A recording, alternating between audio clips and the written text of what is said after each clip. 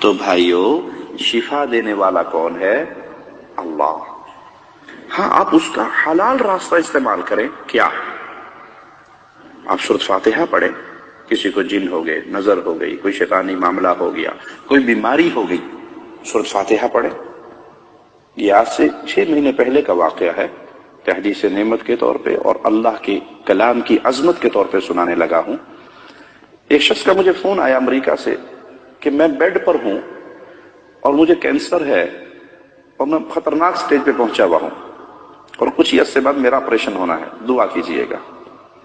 میرے پاس اس کی ٹیلی phone call بھی ریکارڈ ہے۔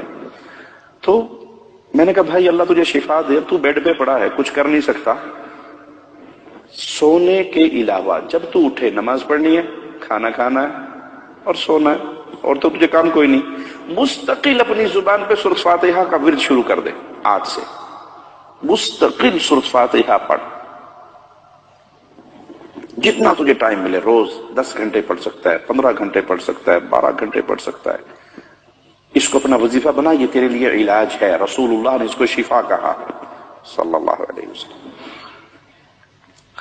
چند مہینے کے بعد اس کا مجھے یاد نہیں ہے 2 مہینے گزرے یا 1 مہینہ گزرا، اس کی مجھے دوبارہ کال آئی، کہا شیخ آپ نے مجھے سورۃ فاتحہ کا کہا تھا، واللہ میں نے اس دن سے اپنی 24 گھنٹے کی روٹین سورۃ فاتحہ بنائی، جب میں بیدار ہوتا میری زبان پہ فاتحہ ہوتی، جب میرا آپریشن کا وقت آیا اور اس سے پہلے ٹیسٹ وغیرہ کرنے تھے وہ کیے، میرا مرض بالکل ختم ہو چکا تھا۔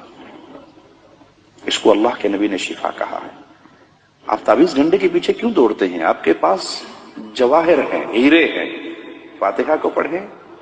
اللہ نے مجھے بیٹی دی خدیجہ، اور اس کے دل میں 2 سوراخ تھے، یمامہ ہاسپٹل ریاض میں وہ پیدا ہوئی۔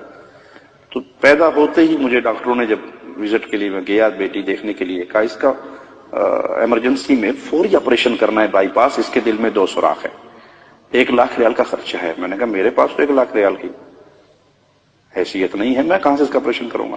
کہا نہیں آپ ٹرائی کریں، کوشش کریں، دیکھیں، لیکن اس کا آپریشن ضروری ہے۔ یہ روتی تھی تو پورا چہرہ اس کا نیلا ہو جاتا تھا۔ میں نے کہا ٹھیک ہے، اللہ آسانی فرمائے گا۔ میں نے بیٹی لی، گھر آ گیا، اور میں نے اللہ کی رحمت سے اسے اپنی گود میں لینا اور سورۃ فاتحہ پڑھنا۔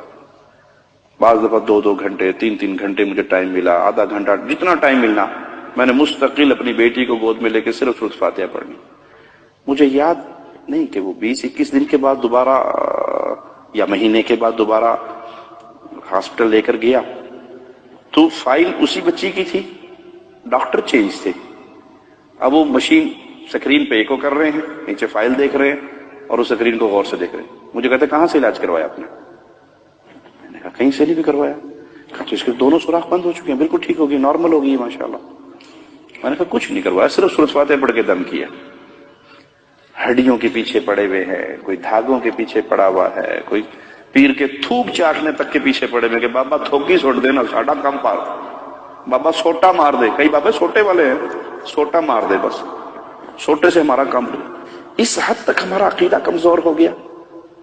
ابن مسعود نے اپنی بیوی کے گلے میں اس دھاگے کو برداشت نہیں کیا، توڑ کر اعلان کیا ابن مسعود کا گھرانہ شرک سے پاک ہے، دھاگا باندھنے کو شرک قرار دیا۔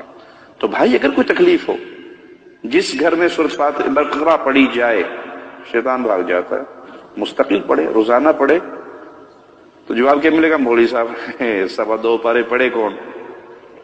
اصل مسئلہ یہ ہے، ہم لگ گئے ہیں رشوت پہ کہ کسی مولوی کو پیسے دو اور ریڈی میڈ تیار شدہ پھکے پھاکے مارے مرائے ٹرینڈ چیز ہمیں تیار ریڈی میڈ مل جائے اور جا کے استعمال کر لیں۔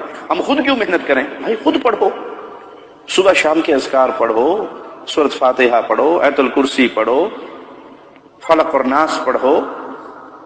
یہ قرآن حکیم شفا ہے، جہاں سے پڑھو آپ کو اللہ شفا نصیب فرمائے گا۔ ہاں یقین ہو کہ یہ میرے رب کا کلام ہے اور یہ شفا ہے۔ اللہ سے دعا ہے اللہ ہمارے حال پہ رحمت فرمائے۔